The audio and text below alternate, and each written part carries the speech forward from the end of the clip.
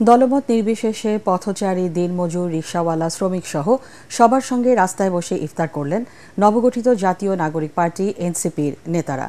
পবিত্র রমজান মাস জুড়ে চলবে তাদের এই আয়োজন।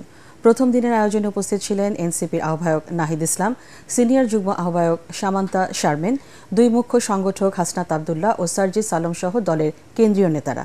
এ সময় নিজেদের মধ্যে বিভেদ, হানাহানি ভুলে সবাইকে ঐক্যবদ্ধ থাকার আহ্বান জানান তারা।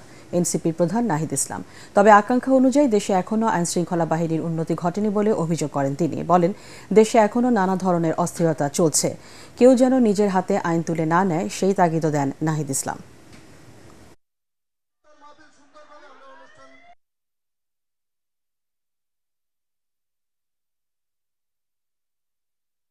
রমজান আমাদেরকে আত্মসংযম এবং ধৈর্য এবং সহনশীলতার শিক্ষা দেয়। আমরা সেটা ধারণ করব পুরো রমজান মাস জুড়েই, যাতে দ্রব্যমূল্য আরও নিয়ন্ত্রণে থাকে এবং ঈদের সময়ে মানুষ যাতে স্বস্তিতে ঈদের বাজার করতে পারে এবং নিরাপদে তার যে বাসায় ফেরত যেতে পারে, নিরাপদে সড়কের যাতে নিরাপত্তাটা থাকে, সেই বিষয়গুলো সরকার নিশ্চিত করবে, এটা আমাদের প্রত্যাশা থাকবে।